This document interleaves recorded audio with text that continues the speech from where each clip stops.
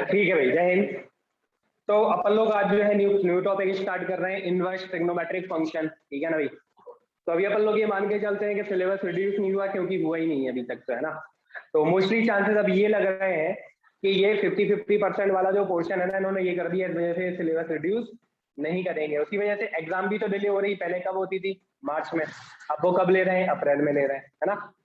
तो इस वजह से भी उन्होंने इस साल सिलेबस रिड्यूस नहीं करा। और लास्ट ईयर क्या था कि पहले से प्री प्लान नहीं हुए थे, है ना, इस वजह से भी दिक्कत आई थी।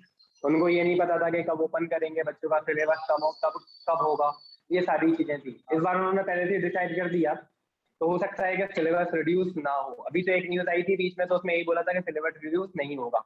अभी जस्ट कुछ दिन की बात है, 15-20 दिन पहले की बात है ना। तो चलो देखें। इसलिए अपन लोगों ने जो वेक्टर वो स्केलर ट्रिपल प्रोडक्ट छोड़ा था, वो चैप्टर भी अपने को पढ़ना पड़ेगा। बाकी जो कुछ अपन लोगों ने छोड़ा है ही नहीं, है ना। तो चलो देखें, इनवर्स ट्रिग्नोमेट्रिक फंक्शन। अगर सिलेबस हटता तो इस चैप्टर में आपको सबसे ज्यादा फायदा होता, लेकिन नहीं हट रहा है, मतलब आपको इस चैप्टर में काफी कुछ एक्स्ट्रा पढ़ना पड़ेगा। ठीक है ना। वहां से लाइट चालू कर लो, सारे बटन चालू करो। चलो देखें। हाँ, तो इनवर्स ट्रिग्नोमेट्रिक फंक्शन में है क्या? तो पहले अपन लोगों को ये समझना होगा कि इनवर्स फंक्शन क्या होता है। मैंने आप लोगों को जब फंक्शन पढ़ाया था, जितने भी लोगों ने पढ़ा हो, है ना भाई, तो मैंने वहां पे ये बताया था कि इनवर्स फंक्शन क्या होता है। इनवर्स फंक्शन सबको याद होगा कि जो y इक्वल टू में जैसे कि f ऑफ x है, ये लिखा हुआ है, ठीक है ना। तो इसमें अपन लोग क्या करते हैं, x की वैल्यू y के टर्म्स में निकालते हैं। क्या करते हैं हम? x की वैल्यू y के टर्म्स में निकालते हैं। तो x की वैल्यू y के टर्म्स में निकालेंगे तो जो f है ना, वो इधर आगे क्या हो जाएगा, f इनवर्स y। तो x इक्वल टू में हो जाएगा हमारा f इनवर्स y। अगर आपको ऐसे समझ में नहीं आ रहा हो तो आप ऐसे लिख लो, f inverse y equal to में x, मतलब f अकेला हट के इधर आ गया, तो हो गया f इनवर्स। और f का इसमें मल्टीप्लाई नहीं है, ये भी ध्यान रखना, है ना। फिर मुझे तो देखो y इक्वल टू निकालना होता है, तो हम x की प्लेस पे y लिख देते हैं और y की प्लेस पे x। तो y की प्लेस पे x लिख देंगे और x की प्लेस पे क्या लिख देंगे हम, y। मतलब x और y को क्या कर दिया, एक्सचेंज कर दिया। हम कर सकते हैं, इसमें कोई प्रॉब्लम वाली बात नहीं है। ठीक है ना भाई। मतलब इससे तो अपन लोगों ने ये लिख दिया, अगर ऐसा दिया है तो मैं x की वैल्यू y के टर्म्स में निकालूंगा, तो ऐसी हो जाएगी, दिखी रही होगी, f अकेला इधर आके f इनवर्स y हो गया, है ना भाई। लेकिन मेरे को तो y इक्वल टू में आंसर दिया हुआ रहता है ना, तो मैं x को y से रिप्लेस कर दूंगा और y को x से रिप्लेस कर दूंगा। ठीक है कि नहीं। मैं चाहूं तो इसको और भी चीजों से रिप्लेस कर सकता हूं, लेकिन अपन लोग अपने क्वेश्चन में यही करेंगे, x को और y को आपस में एक्सचेंज करना भी कहते हैं, है ना भाई, या रिप्लेस करना बोल दो। तो ये चीज समझ में आई, या कोई दिक्कत दे रही है लास्ट वाली? या फिर एक और तरीका है, तो इसे लोग क्या कहते हैं कि पहले से ही स्टार्टिंग में x और y को क्या कर दो, एक्सचेंज। एक और तरीका बता रहा हूं मैं आपको। जैसे ही आप यहाँ पे x और y को एक्सचेंज करोगे, ये मेथड सेकेंड है, ठीक है ना। x और y को आप एक्सचेंज करोगे तो y की प्लेस में क्या जाएगा, x, और x की प्लेस में क्या जाएगा, y। सॉरी। तो स्टार्टिंग में ही मैंने x और y को एक्सचेंज कर दिया, दूसरा तरीका ये, ठीक है ना भाई। फिर मेरे को क्या करना है, यहाँ पे y की वैल्यू निकालनी है, तो f इधर आगे क्या हो जाएगा, f इनवर्स x। देखो फाइनली आना वही है, फाइनली आना वही है, बस आपको एक बार x और y को एक्सचेंज करना पड़ेगा। चाहो तो पहले एक्सचेंज कर दो x और y को, या फिर बाद में कर दो। पहले इनवर्स फंक्शन निकाल लो, फिर बाद में x और y को एक्सचेंज कर दो। लेकिन आपको एक्सचेंज तो दोनों ही मेथड में करना है, और दोनों मेथड में कोई अंतर नहीं है, वो एक ही है, बस देखने में आपको अलग अलग लग रहा होगा। एक में मैंने बाद में एक्सचेंज किया x और y को, रिप्लेस किया, और इस वाली मेथड में मैंने पहले से ही रिप्लेस कर दिया, फिर इनवर्स निकाल दिया। ठीक है कि नहीं? पहले समझ लो, ये तो मैंने बिल्कुल बेसिक थ्योरी बता दी, जो अपन लोगों ने कहां पर पढ़ी थी, इनवर्स फंक्शन में, जब मैं फंक्शन पढ़ा रहा था। तो वही मेथड लगानी है, यहाँ पे कुछ नया नहीं है। अब दूसरी चीज, जब मैंने आपको इनवर्स फंक्शन पढ़ाया था, तो मैंने आपको एक बात बताई थी, क्या बताई थी, कि भाई इनवर्स फंक्शन के लिए फंक्शन को क्या होना जरूरी है, बाइजेक्टिव होना जरूरी है। जिन्होंने फंक्शन नहीं पढ़ा तो थोड़ा सा हल्का सा आपको दिक्कत आ सकती है। बाइजेक्टिव क्या होता है मैं आपको ये बता देता हूँ। तो बाइजेक्टिव पढ़ाने से पहले मैं ये बता देता हूँ, वन वन फंक्शन क्या होते हैं और ऑन टू क्या होते हैं, उससे आपको थोड़ा थोड़ा क्लियर हो जाएगा। जिन्होंने नहीं भी पढ़ा उनको भी समझ में आने लग जाएगा, है ना भाई। तो पहले अपन लोग देख लेते हैं कि वन वन फंक्शन क्या है। ये रिवीजन करा रहा हूँ जिन लोगों ने पढ़ा हुआ है फंक्शन, और जिन्होंने नहीं पढ़ा उनके लिए नई चीजें, है ना, तो ध्यान से सुनना है। तो वन वन फंक्शन की डेफिनेशन क्या होती है, पहले अपन लोग ओनली वन वन फंक्शन पढ़ेंगे, ठीक है ना। तो वन वन फंक्शन की डेफिनेशन ये होती है जो कि x की डिफरेंट वैल्यू के लिए y की डिफरेंट वैल्यू देते हैं, है ना भाई, या डिफरेंटली क्या होते हैं भाई, एसोसिएट होते हैं b से, या सिंपली लैंग्वेज में अपन ये कहें कि x की डिफरेंट वैल्यू के लिए मुझे y की कैसी वैल्यू मिलती है, डिफरेंट वैल्यू मिलती है। तो पहले आप एक काम करते हैं, कोडोमेन और रेंज में भी डिफरेंस यहीं पे क्रिएट कर लेते हैं, है ना। तो जैसे कि ये कैपिटल ए है, कैपिटल बी है ना, थोड़ा सा टाइम लगेगा यहाँ पे क्योंकि मैं पुरानी चीजें बता रहा हूँ, ए बी सी डी, है ना भाई। ये मान लो 1 ए से एसोसिएटेड, 2 बी से एसोसिएटेड, 3 सी से एसोसिएटेड है।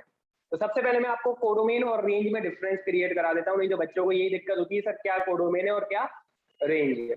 तो जो कैपिटल बी में जितने भी एलिमेंट होते हैं, मतलब टोटल आउटपुट जितने भी होंगे, वो क्या होती है हमारी कोडोमेन। कोडोमेन अपन कैपिटल बी को बोलते हैं। तो पहले मैं आपको कोडोमेन और रेंज में डिफरेंस क्रिएट करा देता हूँ, फिर अपन लोग 1 पे बाद में आएंगे, है ना भाई। तो कोडोमेन क्या हो जाएगी, ए बी सी डी, मतलब चारों के चारों।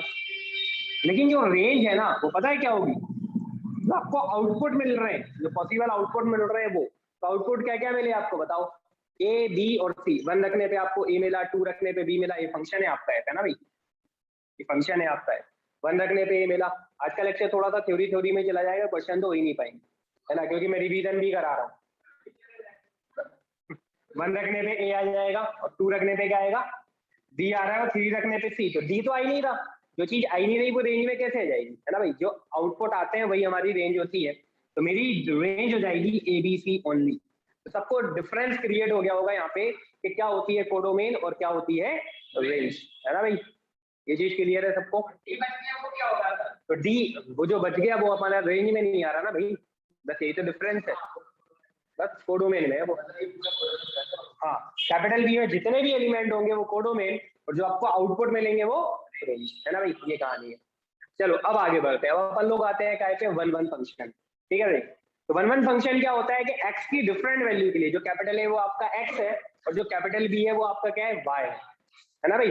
तो x की डिफरेंट वैल्यू के लिए, या फिर ये भी कह सकते हैं कैपिटल ए की डिफरेंट वैल्यू के लिए आपको कैपिटल बी में डिफरेंट वैल्यू मिल रही है, तो फिर वो फंक्शन क्या है, 1 है, ठीक है कि नहीं। जैसे 1 रखने पे ए आया, 2 रखने पे बी आया, 3 रखने पे सी आया, क्या डिफरेंट वैल्यू मिली, बिल्कुल मिली। तो ये फंक्शन आपका क्या है भाई, 1 है, ये फंक्शन आपका क्या है भाई, 1 है, ठीक है कि नहीं।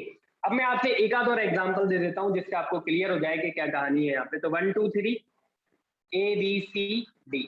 1 रखने पे मान लो क्या आया भाई, बी आया, 2 रखने पे भी बी आ गया और 3 रखने पे सी आ गया। तो ये फंक्शन 1 होगा कि नहीं होगा, ये फंक्शन 1 होगा कि नहीं होगा, बताएं। नहीं होगा, क्यों नहीं होगा, नहीं होगा। क्योंकि हाँ, कैपिटल ए की डिफरेंट वैल्यू के लिए मुझे कैपिटल बी में डिफरेंट वैल्यू मिल रही है क्या, नहीं, क्योंकि 1 रखने पे भी बी आया और 2 रखने पे भी क्या आ गया, बी आ गया, तो डिफरेंट वैल्यू नहीं मिली। इट मीन ये फंक्शन 1 नहीं है, ये मैन इवन होगा। जो फंक्शन 1 नहीं होते उनको हम क्या कहते हैं, मैन इवन कहते हैं, है ना भाई, या नॉट 1 भी बोल सकते हैं। तो सबको यहाँ पे अच्छे से समझ में आ गया होगा क्या 1 है और क्या 1 नहीं है ना। अच्छा, अगर मैं ये 3 को सी से एसोसिएट ना करके 3 को भी मैं बी से ही एसोसिएट कर देता तो भी 1 नहीं होगा, तो भी नहीं होगा, ठीक है ना भाई। चलो भाई आगे बढ़ते हैं।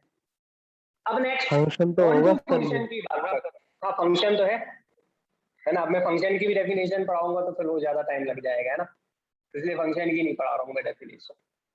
अब बात करते हैं अपन लोग किसकी, ऑन टू फंक्शन की। तो ऑन टू फंक्शन क्या होते हैं, ऑन टू फंक्शन क्या होते हैं, देखो इसकी बहुत सारी डेफिनेशन है और मैं तो सिंपल सी डेफिनेशन बोलता हूँ। ये सबसे सिंपल डेफिनेशन है, ऐसे फंक्शन जिनमें कोडोमेन और रेंज इक्वल हो जाए, बस बात ही खत्म। ये सबसे सिंपल डेफिनेशन है इसकी, जिनमें कोडोमेन और रेंज क्या हो जाए, सेम हो जाए, इक्वल हो जाए, उनको अपन लोग ऑन टू फंक्शन कहते हैं। बस इससे सिंपल डेफिनेशन इसकी कोई हो ही नहीं सकती, ठीक है ना भाई। तो कोडोमेन और रेंज जिनमें इक्वल हो जाती है उनको अपन लोग क्या बोलते हैं, ऑन टू फंक्शन। तो बताओ इसमें क्या कोडोमेन और रेंज सेम है, वही एग्जांपल दे रहा हूं मैं पुराने वाले। क्या इसमें कोडोमेन और रेंज सेम है, आप ही देख लो, कोडोमेन एबीसीडी है और रेंज कितनी है, एबीसी है। तो क्या ये फंक्शन ऑन टू होगा, नहीं होगा, होगा सेम है क्या दोनों, कहाँ सेम, सारे होने चाहिए, है ना। तो कुछ तो हमेशा ही सेम होंगे, क्योंकि रेंज तो हमेशा कोडोमेन से ही बनेगी, बनेगी कि नहीं बनेगी, ठीक है ना। फिर एक दो तो हमेशा सेम आई जाएंगे हमेशा, बोलो। हाँ लेकिन अभी फिलहाल आराम से चले अपन।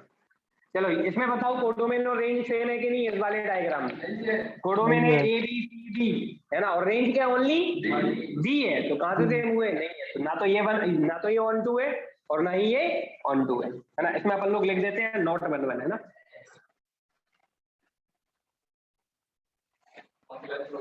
और इसमें अपन लोग क्या लिख देंगे? 1 1 तो है लेकिन क्या नहीं है? Not onto. और जो फंक्शन ऑन टू नहीं होते उनको अपन क्या बोलते हैं? इनटू। जो फंक्शन ऑन टू नहीं होते उनको अपन क्या बोलते हैं? इनटू बोलते हैं ना भैया। नॉट ऑन टू भी लिख सकते हो, तो जो फिलहाल मैं नॉट ऑन टू लिख रहा हूँ है ना। इनटू फिनटू फंक्शन में जब मैं पढ़ाऊंगा तब आप लोग देख लेना है ना। तो जिन लोगों का फंक्शन छूटा है वो घबराए नहीं, अपन लोग जो है जो छूटे हुए चैप्टर है वो भी पढ़ेंगे। तो नॉट 1 1 और ये 1 1 तो है ही नहीं है, और साथ में क्या है? ये ऑन टू भी है नहीं है, ये ऑन टू भी नहीं है क्योंकि इसमें कोडोमेन और रेंज सेम नहीं है। और एग्जांपल देख लेते हैं अपन लोग इसके है ना। जैसे कि कैपिटल ए 1 2 3 ले लिया मैंने, और यहाँ पे मैंने कैपिटल बी जैसे मान लो ए और बी ले लिया। 1 ए से एसोसिएट हो गया 2 ए से और 3 बी से। तो सबसे पहले तो अपन बात कर लेते हैं यहाँ पे ये फंक्शन 1 1 है या नहीं है। 1 1 की बात कर रहा हूँ पहले मैं। 1 1 है या नहीं है? 1 1 की बात कर रहा हूँ, ऑन टू की नहीं। सर नहीं, अपना दिमाग लगाओ पहले। नहीं है तो 1 1 फंक्शन क्यों नहीं है? क्योंकि 1 1 की डेफिनेशन क्या बोली थी मैंने कि x की डिफरेंट वैल्यू के लिए मुझे y की डिफरेंट वैल्यू मिलनी चाहिए, जबकि 1 रखने पे भी a आ गया और 2 रखने पे भी a आ गया, तो ये 1 1 नहीं है। तो अपन लोग क्या बोल देंगे? नॉट 1 1। और ऑन टू है कि नहीं है? ऑन टू है कि नहीं है बताओ? ऑन टू है सर। क्योंकि कोडोमेन और रेंज क्या है? सेम है। अगर आप इसकी कोडोमेन निकालोगे, क्या आ रही है इसकी कोडोमेन? ए और बी है ना भाई। इसकी जो कोडोमेन है वो ए और बी आ रही है, और रेंज क्या आ रही है इसकी? रेंज भी इसकी जो है ना वो क्या आ रही है? ए और बी ही आ रही है ना भाई। आउटपुट देखो आप लोग वही देख रहा होगा। तो अब इस बार ये दोनों चीजें क्या हो गई? इक्वल हो गई, और जैसे ही इक्वल हो गई तो हम क्या बोल देंगे? ऑन टू है। 1 1 तो नहीं है लेकिन ऑन टू है। ठीक है ना, कोई कंफ्यूजन तो नहीं? और एग्जाम्पल देखते हैं। कैपिटल ए मैंने ले लिया यहाँ पे वही 1 2 3, और कैपिटल बी में इस बार ले लेता हूँ ए बी सी है ना भाई।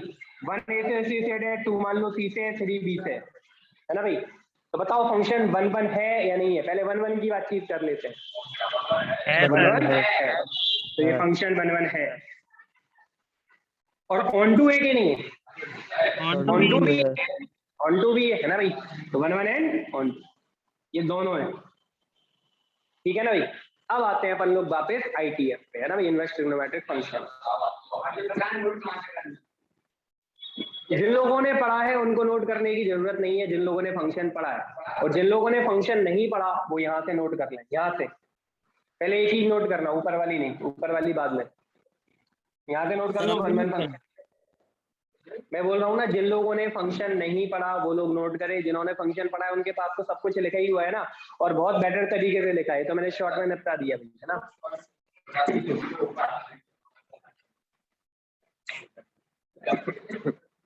यहाँ तक किसी को कोई कंफ्यूजन हो, कुछ पूछना हो तो पूछ सकते हो। तो मैं अपने स्कूल में भी पढ़ लिया था।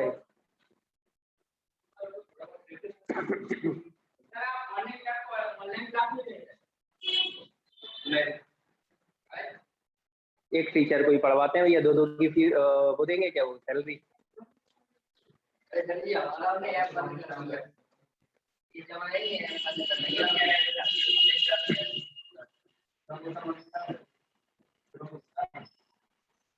दो तीन दिन के लिए।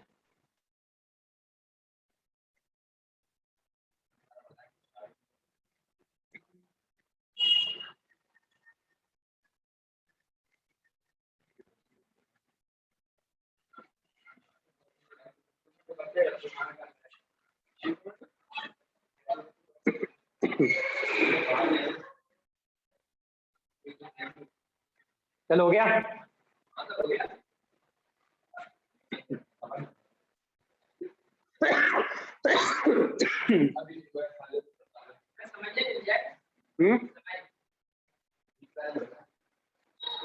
इस समय वाली इजी नहीं है।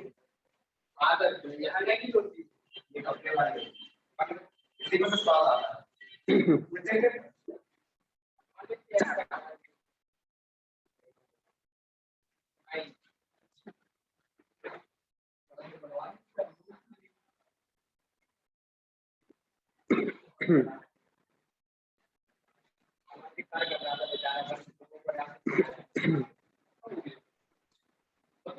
हो गया। अब फंक्शन की भी डेफिनेशन देख ही ले यार भाई, उसकी भी जरूरत पड़ेगी, है ना। वैसे वो मेरे को सबसे पहले बतानी चाहिए, तो कोई बात नहीं, सबने पढ़ी तो है ही मोस्टली। तो फंक्शन की डेफिनेशन मालूम है ना क्या होती है? नहीं मालूम? देख लो। अच्छा एक चीज और सुन लेना, जैसे आपका ये फंक्शन लिखा हुआ है, बातें नहीं, जैसे आपका ये फंक्शन लिखा हुआ है, तो इस फंक्शन को अपन लोग कैसे लिखते हैं? इस फंक्शन को ऐसे लिखते हैं f is to a tends to b, ठीक है ना भाई। इसका मतलब ये होता है कि आपका जो फंक्शन a से b में जा रहा है, तो उसका डायग्राम फिर ऐसा बनता है ना भाई। a जो है वो आपकी डोमेन होती है, और b जो है वो आपकी क्या होती है? कोडोमेन। b क्या होती है? कोडोमेन। और रेंज आपको निकालना पड़ती है ना भाई। a आपकी डोमेन है और b क्या है? कोडोमेन है। ये चीज ध्यान में रखना, बहुत काम की होती है आगे चल के, है ना भाई। हालांकि 12th में तो कोई दिक्कत ही नहीं है, आपको नहीं भी रखोगे तो भी चल जाएगा काम, है ना। 12th में इतना बड़ा मैटर नहीं है। हाँ थोड़ा सा इंक्रीजिंग डिक्रीजिंग फंक्शन पढ़ते हैं, तब अपन लोगों को इस चीज पे थोड़ा बहुत ध्यान रखना पड़ता है, ठीक है ना भाई। तो चलो आगे बढ़ते हैं। अब अपन लोग ये देखते हैं कि फंक्शन की डेफिनेशन क्या है। तो फिलहाल मैं इनवर्स वाला जो ये फंडा था ये हटा देता हूँ, ये अपन लोग बाद में नोट कर लेंगे। फंक्शन की डेफिनेशन पहले पढ़नी चाहिए थी, ठीक है ना, लेकिन मैं पहले पढ़ा चुका हूँ इसलिए मैंने इस पर ध्यान नहीं दिया था, लेकिन इसकी जरूरत पड़ेगी। तो क्या होती है फंक्शन की डेफिनेशन? फंक्शन की डेफिनेशन ये होती है कि जैसे कि मान लो आपका f is to A tends to B, मतलब a से b में कोई फंक्शन है, ध्यान से सुनना, a से b में आपका कोई क्या है भाई? फंक्शन है। तो कैपिटल A का each and every element associate होना चाहिए कैपिटल B से, और कैसे एसोसिएट होना चाहिए? यूनिकली एसोसिएट होना चाहिए। यूनिकली मतलब क्या होता है मैं आपको बताऊंगा आगे चल के भाई, है ना। तो कैपिटल A का each and every element associate होना चाहिए, और कैसे एसोसिएट होना चाहिए? यूनिकली एसोसिएट होना चाहिए कैपिटल A से, है ना भाई। तो अपन लोग क्या लिख देंगे? Let a function f is to a tends to b set to b, या फंक्शन हटा दो यहाँ पे, ऐसा लिखना, late f is to a tends to b, let f is to a tends to b set to be function, set to be function if each and, ये definition है function की, है ना भाई, each and every element of, साथ साथ में लिखते जाएं, every element of capital A uniquely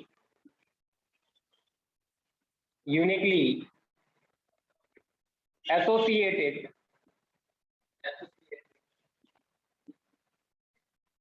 with capital B, every element नहीं, कैपिटल ए का each and every element participate करना चाहिए कैपिटल बी से, वो भी यूनिकली, ठीक है ना। इसकी डेफिनेशन हो जाती है।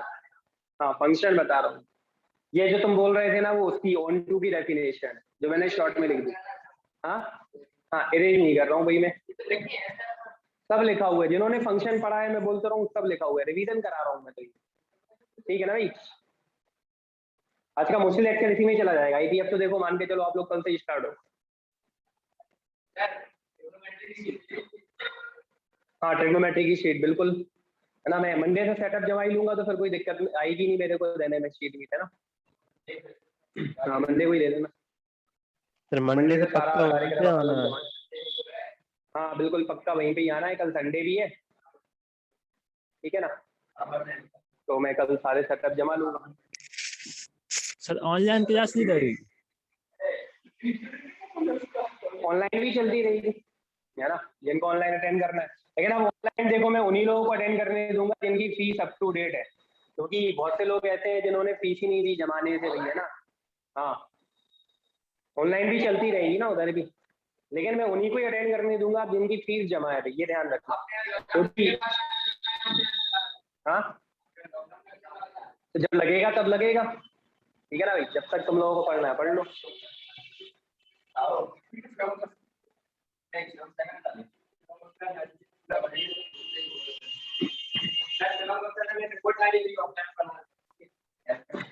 चलो देखें आगे। तो यहाँ फंक्शन की डेफिनेशन अपन लोगों ने लिख ली। अब अपन लोग इसको एग्जांपल दे के समझ ही लेते हैं। जैसे कि मान लो एक कैपिटल ए है और एक कैपिटल बी है। यहाँ पे मैंने वही 1 2 3 ले लिया, यहाँ पे फिर मैंने वही ABCD ले लिया। 1 मान लो A से एसोसिएटेड है, 2 मान लो B से एसोसिएटेड है, 3 मान लो D से एसोसिएटेड है। तो अब यहाँ पे 1 1 और 1 2 की नहीं हो रही बात, यहाँ पे बात हो रही है किसकी, फंक्शन है या नहीं है। तो बताओ है कि नहीं है डेफिनेशन के अकॉर्डिंग। डेफिनेशन क्या क्या कह रही है, सिर्फ 2 कंडीशन कह रही है डेफिनेशन। डेफिनेशन कितनी कंडीशन दे रही है मेरे को, सिर्फ 2। पहली कंडीशन तो ये है कि कैपिटल ए का each and every element participate करना चाहिए। यही बोला ना उसने, if each and every element of capital A का हर एक एलिमेंट पार्टिसिपेट करना चाहिए। तो क्या कर रहा है कि नहीं कर रहा है, 1 भी किसी से एसोसिएट है, 2 भी किसी से एसोसिएट है और 3 भी किसी से एसोसिएट है। मतलब पहली कंडीशन तो डेफिनेशन की फुलफिल हो गई। अब दूसरी कंडीशन क्या कह रहा है कि यूनिकली एसोसिएट होना चाहिए कैपिटल बी से। यूनिकली का मतलब ये है कि 1 रखने पे आपको एक ही वैल्यू मिलनी चाहिए, डबल वैल्यू नहीं मिलनी चाहिए। जैसे कई बार हो जाता है ना, x=1 रखने पे y की वैल्यू 2 आ जाती है, ±2 आ गई, है कि नहीं। जैसे कि मैं आपको एक एग्जांपल देता हूँ, x² माइनस कितना भाई 1 में y, ठीक है कि नहीं। आपने जैसे मान लो यहाँ पे y=0 रख दिया, x² माइनस 1 =0, x आपको कितना मिल गया ±1। नहीं उल्टा लिख दिया मैंने, x में y² माइनस 1 ऐसा कुछ है ना भाई, या y² + 1 लिख दो।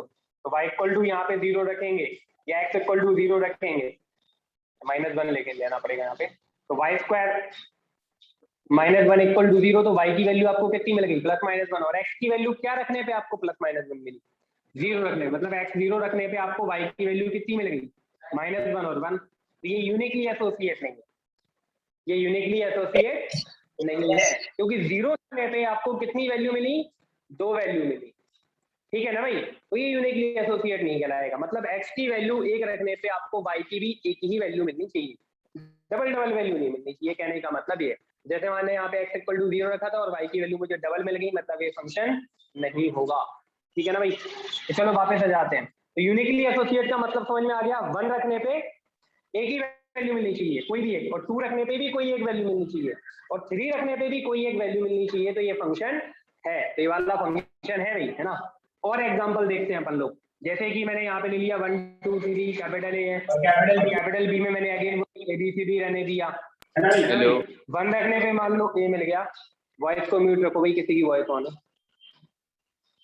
1 रखने पे जैसे अपन लोगों को क्या मिला भाई ए, और 2 रखने पे भी अपने को क्या मिला भाई ए, और 3 रखने पे भी मान लो ए मिला। तो ये फंक्शन है या नहीं है, ये भी फंक्शन है, जबकि स्टूडेंट को क्या लगता है कि ये फंक्शन नहीं है। तो मैंने ये थोड़ी बोला कि भाई वैल्यू y की सेम आ जाए तो फंक्शन नहीं होगा, मैंने ये बोला कि कैपिटल ए की जो वैल्यू है वो सारी वैल्यू पार्टिसिपेट करनी चाहिए और यूनिकली एसोसिएट होना चाहिए। तो भाई 1 रखने पे ए मिला, तो 1 रखने पे डबल वैल्यू नहीं मिलनी चाहिए, 1 रखने पे क्या नहीं मिलना चाहिए, डबल वैल्यू नहीं मिलनी चाहिए, 2 रखने पे भी डबल वैल्यू नहीं मिलनी चाहिए। क्या है मोबाइल उठा के मैं सीधा बाहर फेंक दूंगा, फिर पूछना क्या है। सर ये अभय है, अभय। हाँ भैया भाई कोई बोल रहा हूँ। 2 रखने पे भी अपन को क्या मिला भाई, ए मिला, है ना भाई। तो 2 रखने पे भी ए मिला, तो ये यूनिकली एसोसिएट है क्योंकि सिंगल वैल्यू मिली, और 3 रखने पे भी एक ही वैल्यू मिल रही है, तो ये भी क्या हो गया भाई, यूनिकली एसोसिएट है। लेकिन यहाँ पे अगर यदि क्या हो जाए, तो ये भी फंक्शन ही है, यूनिकली एसोसिएट है ना भाई। तो यहाँ पे कैपिटल ए 1 2 3 है, और कैपिटल बी आपका क्या है भाई, ABCD है। जैसे 1 रखने पे ए मिल गया, 2 रखने पे बी भी मिल गया, और 2 रखने पे सी मिल गया, और 3 रखने पे डी मिला। तो ये फंक्शन क्यों नहीं है, क्योंकि 2 जो है ना वो यूनिकली एसोसिएटेड नहीं है।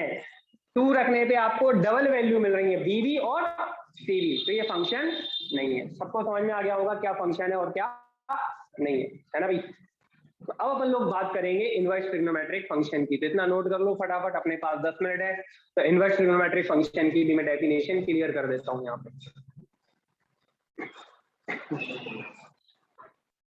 ठीक है, वैसे ये पहले लिखना चाहिए था अपने को, और वो जो 1 1 और ऑन टू लिखा वो अपने को बाद में लिखना था, है ना भाई।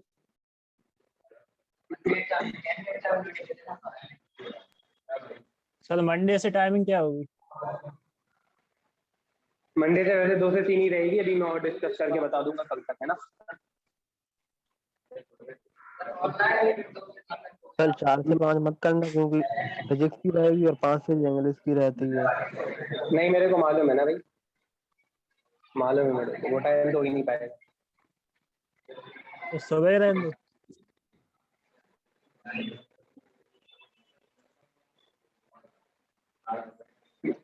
तो सुबह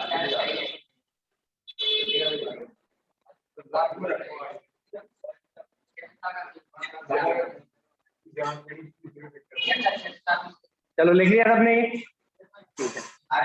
अब इनवर्स फंक्शन की डेफिनेशन क्या है, अभी मैं ट्रिग्नोमेट्रिक पे नहीं आया।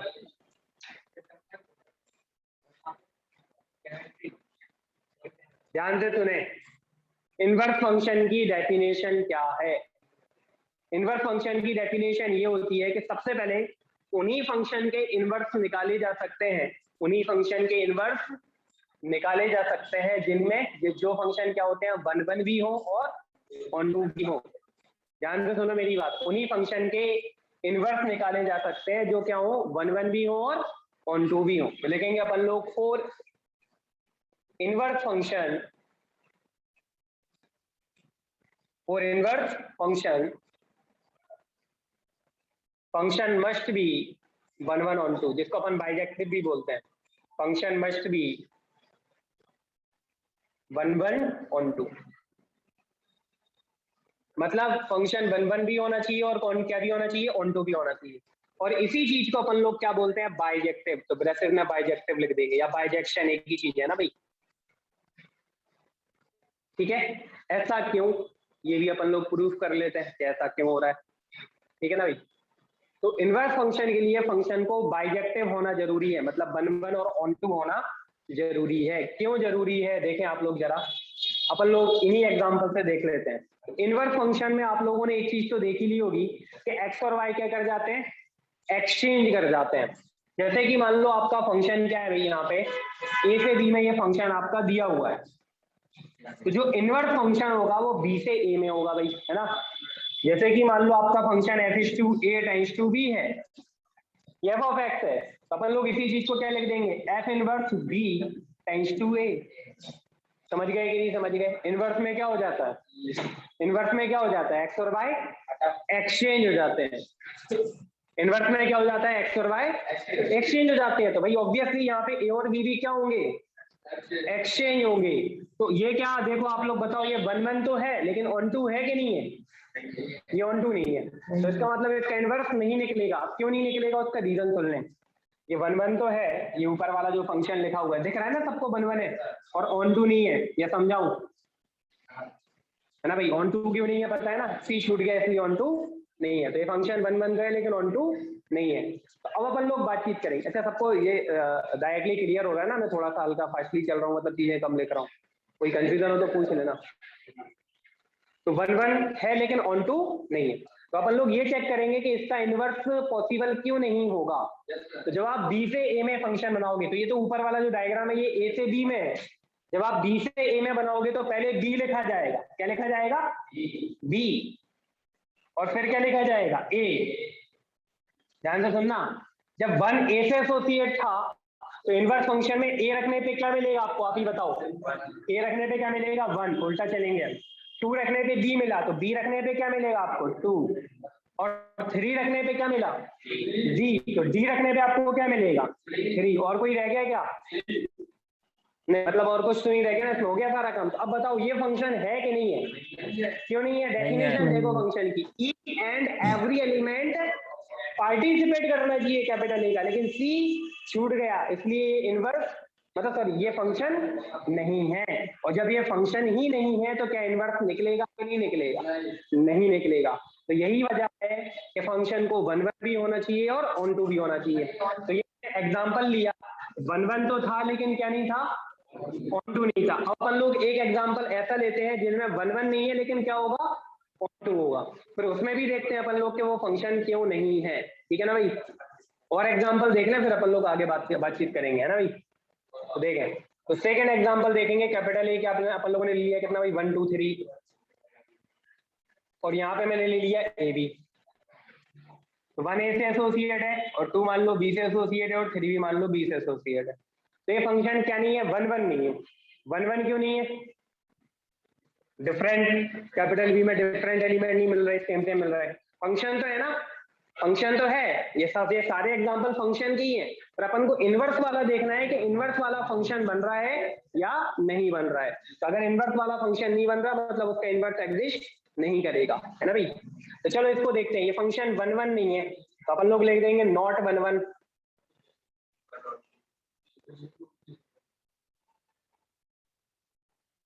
बट ऑन टू जो है, लेकिन क्या नहीं है भाई, 1 1 नहीं है।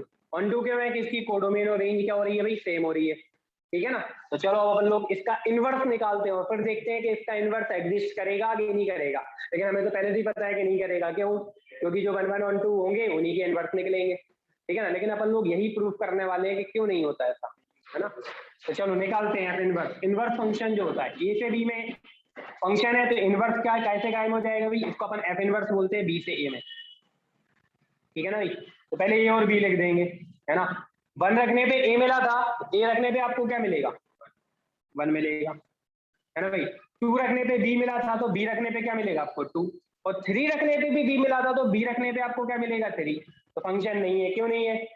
क्योंकि बी की 2 वैल्यू आ गई तो ये फंक्शन नहीं है। इसका मतलब 1 1 ले लिया मैंने पहले वाले एग्जांपल में, लेकिन ऑन टू नहीं था तो भी इनवर्स नहीं निकला, है ना भाई। इस वाले एग्जांपल में मैंने क्या करा, 1 1 नहीं लिया और ऑन टू ले लिया तो भी इनवर्स नहीं निकला। और अपन लोग ऐसा एग्जांपल देखते हैं जिसमें 1 1 भी होगा और ऑन टू भी होगा, और फिर देखते हैं कि इनवर्स एग्जिस्ट करेगा कि नहीं करेगा। ये दोनों एग्जांपल में तो नहीं कर रहा, ठीक है ना भाई। तो चलो अपन लोग थर्ड एग्जांपल एक और देखते हैं। तो देखें थर्ड एग्जांपल में मैंने यहाँ पे ले लिया ए 1 2 3 और बी में ले लेता हूँ यहाँ पे ए बी सी, है ना भाई। ये आपका ए से बी में कोई फंक्शन है, 1 रखने में मान लो ये मिला 2 पे सी और 3 पे बी, तो बताओ ये फंक्शन है, बिल्कुल है। और ये वाला फंक्शन 1 1 भी है और ऑन टू भी है ना। 1 1 भी है और ऑन टू भी है। ये देखने में कोई प्रॉब्लम तो नहीं है ना समझ। ये फंक्शन 1 1 भी है और ऑन टू भी है। अपन लोग ये देखते हैं कि इसका इनवर्स एग्जिस्ट करेगा कि नहीं करेगा भाई, है ना। तो ए बी अपन लोग इनवर्स, ठीक है ना भाई। यहाँ पे 1 2 3 आ गए तो 1 रखने पे क्या मिला था ए, तो ए रखने पे 1 मिल जाएगा। 2 रखने पे सी मिला था तो सी रखने पे 2 मिल जाएगा, और 3 रखने पे बी मिला था तो बी रखने पे 3 मिल जाएगा। तो बताओ ये फंक्शन है या नहीं है, बताएं। डेफिनेशन फंक्शन की क्या थी कि इसके सारे एलिमेंट पार्टिसिपेट करना चाहिए और कैपिटल ए से बोलेंगे अब, है ना। इस वाले से इधर वाले से यूनिकली एसोसिएट होना चाहिए। तो कर रहे हैं कि नहीं कर रहे हैं, बिल्कुल कर रहे हैं, तो फंक्शन है। तो इसका मतलब आपको समझ में आ गया होगा कि फंक्शन को 1 1 और ऑन टू दोनों ही होना, फंक्शन का इनवर्स एग्जिस्ट नहीं करेगा, ठीक है ना भाई। हाँ बस वैसे भी आज इतना ही पढ़ाऊंगा क्योंकि आगे तो कहानी कुछ ऐसी है कि अब अपन लोग इनवर्स ट्रिग्नोमेट्रिक फंक्शन जो है ना भाई वो कल से पढ़ेंगे। लेकिन पहले मैं आपको थोड़े से 1 1 ऑन टू के कुछ 1 2 3 एग्जांपल देता जाऊंगा ताकि आपको उससे क्लियर हो जाए अच्छे से कि क्या होता है अपना फंक्शन, ठीक है ना। बाइजेक्टिव अपन लोग जो फंक्शन 1 1 भी होते हैं और ऑन टू भी होते हैं उनको अपन बाइजेक्टिव बोलते हैं। जो फंक्शन 1 1 भी होते हैं और ऑन टू भी होते हैं उनको अपन क्या बोलते हैं, बाइजेक्टिव बोलते हैं, ठीक है ना भाई। तो चलो लेक्चर को क्लोज कर रहे हैं, बाकी अपन लोग कहानी कल पढ़ेंगे।